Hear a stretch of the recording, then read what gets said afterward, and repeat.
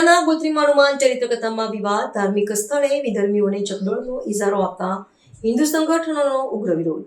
વડોદરા શહેરના ગોત્રી વિસ્તારમાં આયોજિત હનુમંત ચરિત્ર કથા એક અણધાર્યા વિવાદના કેન્દ્રમાં આવી છે.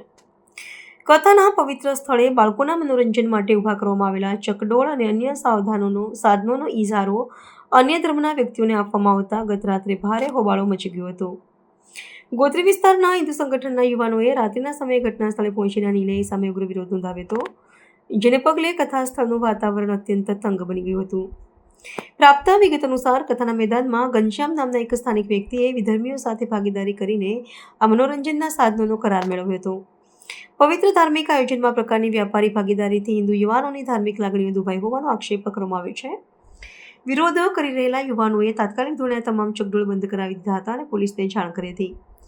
નોંધનીય છે કે કથાના મુખ્ય આયોજકોમાં ભારતીય જનતા પાર્ટીના એક અગ્રણી નેતા પણ યજમાન તરીકે જોડાયેલા છે, જેથી આયોજકોના બેવડા વલણ સામે યુવાનોમાં ભારે રોષ ભભૂકી ઉઠ્યો છે. આ સમગ્ર વિવાદ અને રાત્રિના સમયે થયેલા હોબાળાના દ્રશ્યો સામાજિક માધ્યમોમાં પ્રસારિત થતાં શહેરમાં ચર્ચાનો વિષય બન્યા છે.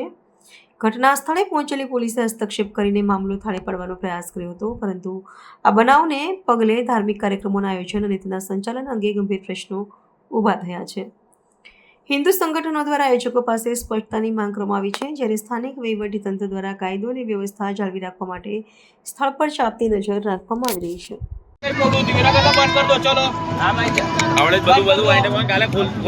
તમારું નામ શું છે?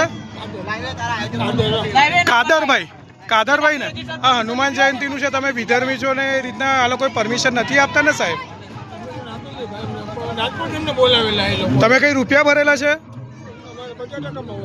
અચ્છા, પણ રૂપિયા ભરેલા છે તમે લોકોએ?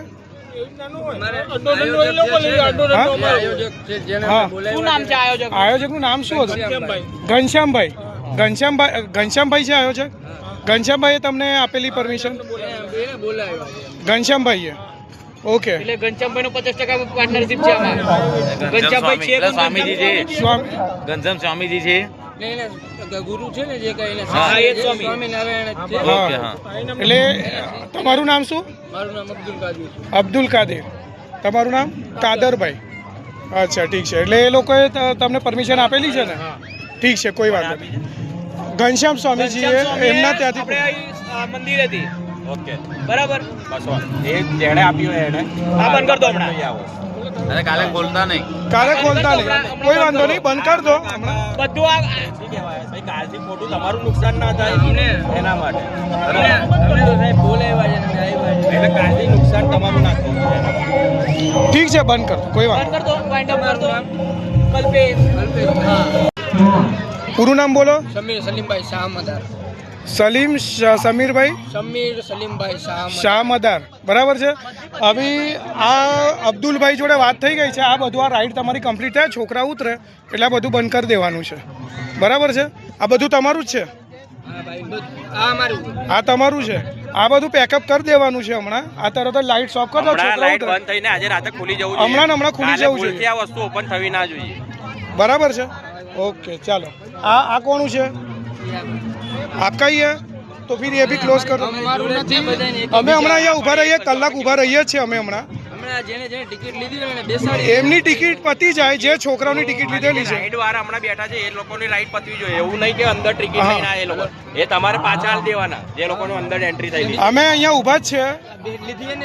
હા, બસ એમની પતાવી દો. અમે હમણાં ઊભા છે, હમણાં અહીંયા પતાવી દો, બરાબર છે?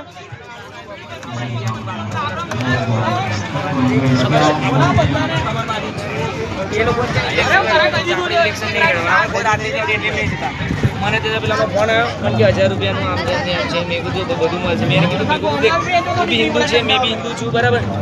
પેટ્રોલ પંપ પર કેટલા પેટ્રોલ પંપ છે? બધા ત્યાં આગળ મિયા છે. નામ છે લઈ લીધું, એ પેક કરી રહ્યો છે. આ બે છોકરાઓને ઉતારીને. જય શ્રી રામ.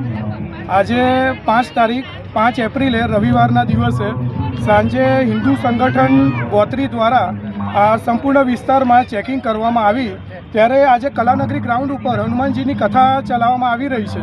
ત્યાં શાંતિનો ભંગ ન થાય અને કોઈ વિધર્મીઓ દ્વારા કોઈ અપવિત્રતા ભંગ ન થાય એ કારણથી અમે આ જે રાઈડો ચાલી રહી છે એ અંદરની બાજુ અને બહાર બે સાઈડ અમે ચેકિંગ કરવામાં આવી. તેની અંદર અમને જેટલી પણ રાઈડ છે દરેક રાઈડ ઉપર મુસલમાન એમના રાઈડના ઓનર મળ્યા છે અને દરેક ઓનર જે છે એમના જે કોન્ટ્રાક્ટર છે એ આપણા હિન્દુ ઘનશ્યામભાઈ છે.